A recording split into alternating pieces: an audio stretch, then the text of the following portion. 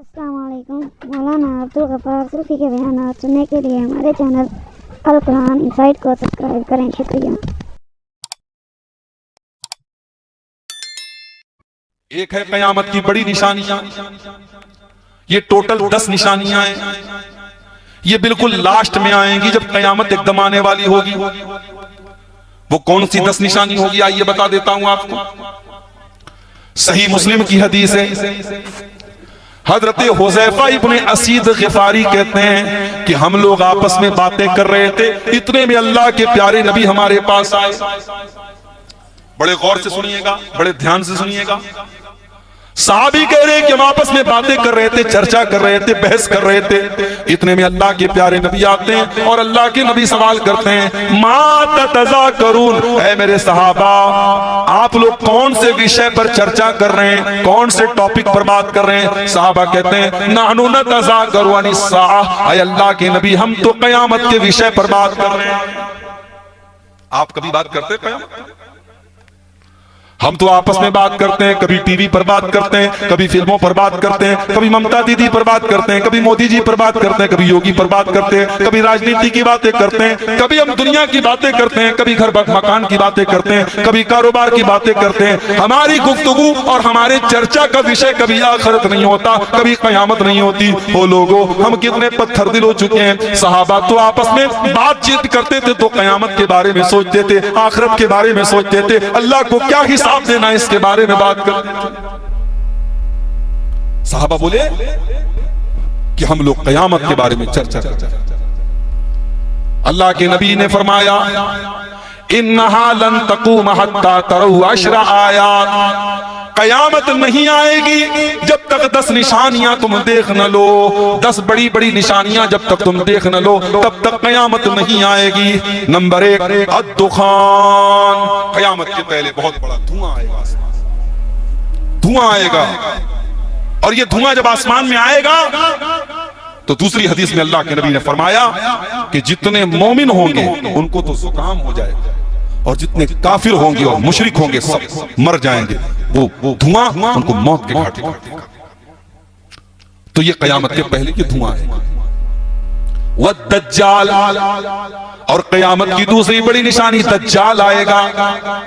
ये मुल्क शाम और इराक के बीच में एक जगह से निकलेगा, जाहिर होगा, और ये इंसान होगा, घुंघराले बाल वाला होगा और एक आंख का काना होगा और उसके माथे के ऊपर काफारा लिखा होगा और वो लोगों को अपना रब कहेगा। अल्लाह के नबी ने फरमाया इन्ना रब्बकुम लैसा बिआवर, ओ लोगों तुम्हारा परवरदिगार काना नहीं है, तुम्हारा परवरदिगार अंधा नहीं है, तुम्हारा परवरदिगार तो हर ऐब से पाक है। दज्जाल अपने आप को रब कहेगा, तुम उससे कभी धोखा न खाना। दज्जाल बहुत बड़ा फितना, पूरी दुनिया में फसाद मचाएगा, लेकिन मक्का मदीना में दाखिल नहीं हो पाएगा। जैसे ही वो मक्का मदीना में दाखिल होने की कोशिश करेगा, मक्का और मदीना की सरहदों पर फरिश्ते तलवार लेकर के खड़े होंगे तो उसको फौरन उसका हमला रोकेंगे। फिर उसके बाद एक हवा चलेगी और मदीना के अंदर जितने मुनाफिक लोग होंगे सब निकल निकल करके दज्जाल के पास चले जाएंगे और मदीना में और मक्का में सिर्फ मोमिन लोग बचेंगे, नेक लोग बचेंगे।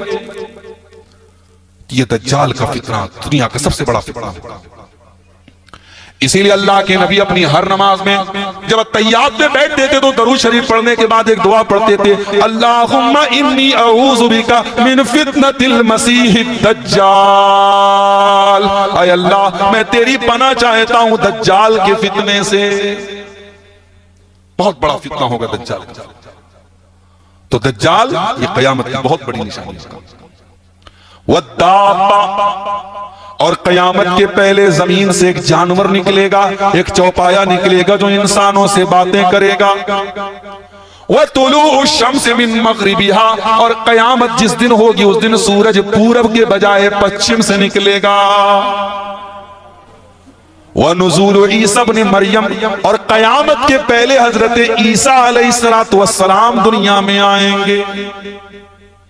ईसा अलैहिस्सलाम जो हमारे नबी के पहले नबी थे, हमारे नबी के बीच में और ईसा अलैहिस्सलाम के बीच में कोई दूसरा नबी नहीं है। ईसा अलैहिस्सलाम के बाद डायरेक्ट हमारे नबी दुनिया में आए थे। ईसा अलैहिस्सलाम बनी इस्राइल की तरफ नबी बना करके भेजे गए थे, मगर यहूदियों ने उनके साथ धोखा किया, उनके ऊपर ईमान नहीं लाए और उनको सूली पर चढ़ाने की तैयारी कर ली। मगर अल्लाह ताला ने ईसा अलैहिस्सलाम को जिंदा आसमान पर उठा लिया और उनकी जगह यहूदियों ने किसी और को सूली पर चढ़ा दिया। ईसा अलैहिस्सलाम अल्लाह के नबी और रसूल हैं और वो कयामत के पहले दुनिया में आएंगे। दिमश्क की एक मस्जिद में उतरेंगे और दो फरिश्तों के कंधे पर अपना हाथ रख करके उतरेंगे, दो जर्द रंग का कपड़ा पहन करके उतरेंगे, उनके बालों से पानी टपक रहा होगा और वही दज्जाल को कत्ल करेंगे। और ईसा अलैहिस्सलाम जब दुनिया में आएंगे तो सलीब का खात्मा करेंगे, ईसाइयत का खात्मा करेंगे और जिजिया का जो टैक्स होता है जो यहूदियों और ईसाइयों से लिया जाता है वो टैक्स भी वो खत्म करेंगे और डायरेक्ट वो यहूदियों और ईसाइयों को दावत देंगे कि या तो तुम इस्लाम को कबूल करो या हमसे जंग करो, या तो इस्लाम कबूल करो या जंग करो, तीसरा कोई ऑप्शन नहीं होगा। और ईसा अलैहिस्सलाम 40 साल दुनिया में रहेंगे और उनके दौर में दुनिया में अदल इंसाफ और न्याय और बेहतरीन दौर।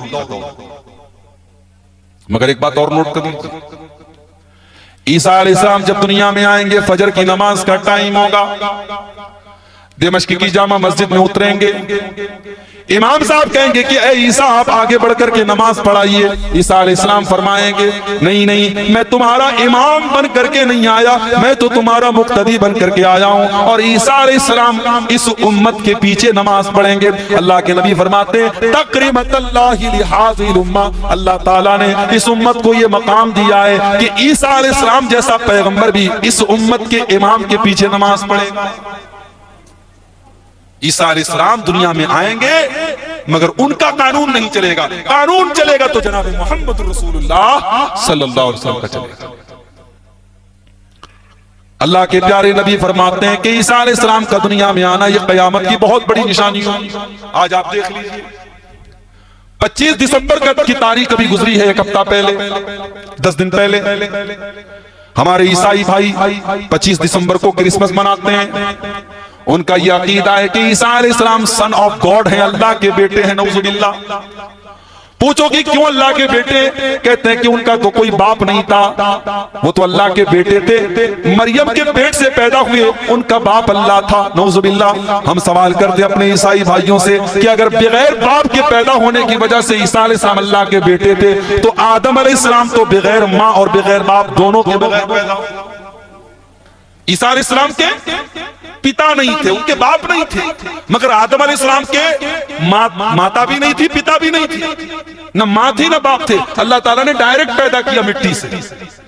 इसीलिए अल्लाह कुरान करीम में फरमाता है इन्ना मसल ईसा इंदल्लाहि कमसली आदम खलक़हु मिन तुराब। ओ लोगो, अगर ईसा अलैहिस्सलाम को समझना है तो आदम अलैहिस्सलाम को समझ लो। आदम को अल्लाह ने मिट्टी से पैदा किया और कहा कि हो जा, तो वो हो गए। जब आदम बगैर माँ के और बगैर बाप के पैदा हो सकते हैं तो ईसा अलैहिस्सलाम बगैर बाप के क्यों नहीं पैदा हो सकते?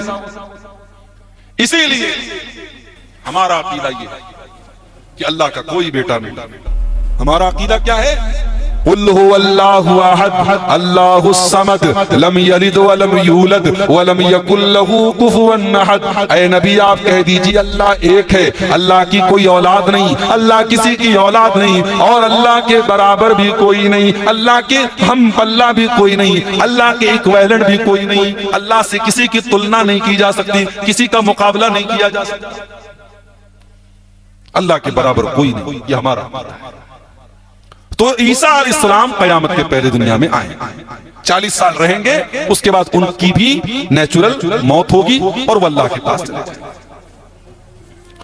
आगे अल्लाह के नबी ने फरमाया वयाजूज व माजूज, और याजूज और माजूज नाम की 2 फसादी कौमें जो दुनिया में कहीं पर छुपी हुई हैं, और हजरत जुल्करनैन ने एक बहुत बड़ी दीवार बना करके उनको कैद कर दिया है और वो रोजाना उस दीवार को खोद रहे हैं। और कयामत के पहले एक दिन ऐसा आएगा कि वो दीवार को तोड़ करके निकल जाएंगे और बड़ी तबाही मचाएंगे और बड़ा फसाद मचाएंगे। ईसा अलैहिस्सलाम अल्लाह से दुआ करेंगे और अल्लाह ताला आसमान से याजूज और माजूज की गर्दन के ऊपर एक कीड़ा भेज देगा और उस कीड़े की वजह से वो सब मर जाएंगे इकट्ठे एक साथ।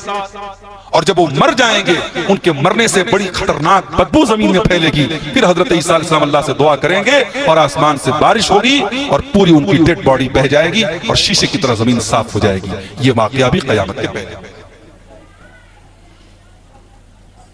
वसलासतु खुसूफिन, और कयामत की बड़ी निशानियों में से अल्लाह के प्यारे नबी फरमाते हैं कि 3 जगहों पर जमीन को धसा दिया जाएगा। एक तो पूरब में धसाया जाएगा और एक पश्चिम में धसाया जाएगा और एक अरब के अंदर भी जमीन को धसा दिया जाएगा। और कयामत की 10वीं निशानी अल्लाह के नबी हदीस में फरमाते हैं वो आखिरु ज़ालिका नारुन तखरुजु मिनल यमनी ततरुदुन नास इला महशरिहिम। और कयामत की 10वीं बड़ी निशानी ये होगी कि यमन से एक आग निकलेगी और उसी आग के सहारे लोग मैदान महशर की तरफ जाएंगे। वो आग लोगों को हाँक हाँक करके कयामत के दिन मैदान महशर की तरफ लेके जाएगी।